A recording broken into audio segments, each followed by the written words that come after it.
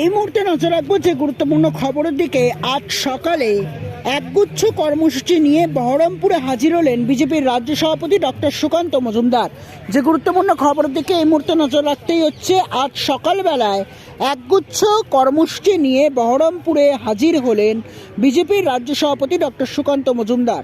এদিন সকাল 10:15 নাগাদ হাজারদুয়ারি এক্সপ্রেসে এসে বহরমপুর কোর স্টেশনে পৌঁছান তিনি, যেখানে তাকে সাদর আমন্ত্রণ জানাতে আগে থেকেই উপস্থিত ছিলেন মুর্শিদাবাদ জেলা বিজেপির শীর্ষ নেতৃত্বরা।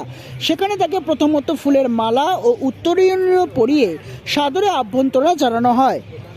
এরপর সেখান থেকে তিনি রওনা দেন বহরমপুরের একটি বেসরকারি হোটেলে।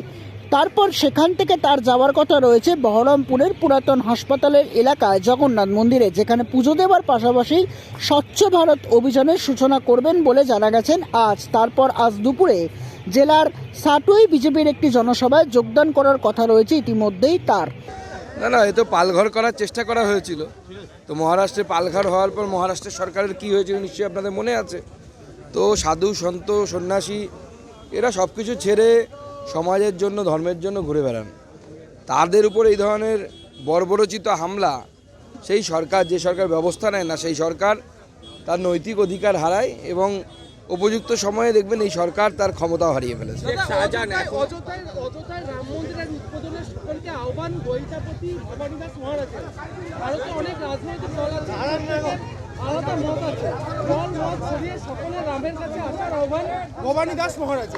সবাইকে আমরা যাওয়ার জন্য বলবো, আমরাও ওনার সাথে একমত। সবাইকে এই কমিটির তরফ থেকে আবেদনও জানানো হয়েছে, এমনকি অন্যান্য ধর্মের মানুষেরাও যাচ্ছেন। কারণ রাম শুধু হিন্দুদের নয়, রাম সবার, রাম ভারতবর্ষের। মুসলিম বুদ্ধিজীবীরা রামকে ইমামে হিন্দ বলেছে, অর্থাৎ রাম শুধু হিন্দুর ভাব মনে করে যারা, তারা সংকীর্ণ চিন্তাভাবনা নিয়ে মনে করে। রাম সবার, গোটা বিশ্বের রাম।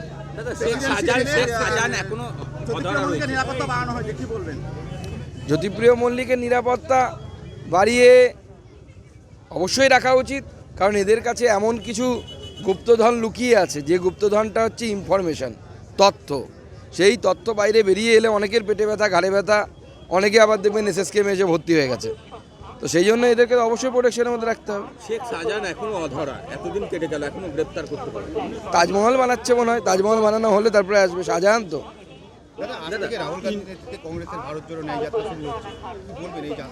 অন্যায় যাত্রা শুরু হচ্ছে এটা। মাঝে মাঝে রাহুল গান্ধী আমাদের পলিটিক্সের এন্টারটেনমেন্ট মাস্টার। মাঝে মাঝে উনি এরকম বিভিন্ন এন্টারটেনমেন্ট করতে নামেন, আমরাও দেখি, আনন্দ হয়, আপনারাও খোরাক পান, মিডিয়া টিডিয়া একটু হয়, ভালো বিষয়। তো ইন্ডিয়া জোটে অনুপস্থিত মমতা বন্দ্যোপাধ্যায় এবং অধীর চৌধুরী বলেছে ভিক্ষা চাই না এই রাজ্যের ক্ষেত্রে, কি বলবেন? দেখুন, এই জোটের কোনো ভবিষ্যৎই নেই। ওই জোট হচ্ছে বাংলার, এই শীতকাল চলে এসছে, আগে যাত্রা হতো মীরার বধুয়া অমুক তমুক, সেরকম এটা একটা যাত্রা বলা, ইন্ডি জোট। এবার ওখানে মারামারি করছে, এখানে মারামারি করছে, দিল্লিতে গিয়ে দোস্তি করছে। তো অধীর দা ওখানকার পাপ্পুর কথা শুনে এখানকার পাপ্পুর সাথে ঘুরবে না ঘুরবে না সেটা ঠিক করতে বলুন। ঠিক আছে, চলুন। লোকসভা ভোট, এই লোকসভা জেতার জন্য যা যা কর্মসূচি দরকার সব কর্মসূচি আছে, আপনারা সঙ্গে থাকুন, দেখতে পাবেন ক্রমশ প্রকাশ্য। চলুন, চোখে চোখ রেখে লড়াই হবে। এইবার এই লোকসভা আমরা জিতবো। চলুন, তদন্ত প্রয়োজন। দেখুন, যারা গাঁজার ব্যবসাও করে, 26 কেজি 25 কেজি গাঁজা কেউ নিজের বাড়িতে রাখে না। অলরেডি আমাদের একটা পিআইএল চলছে হাইকোর্টে এই কমিশনারের বিরুদ্ধে এবং গাঁজা কেস নিয়ে।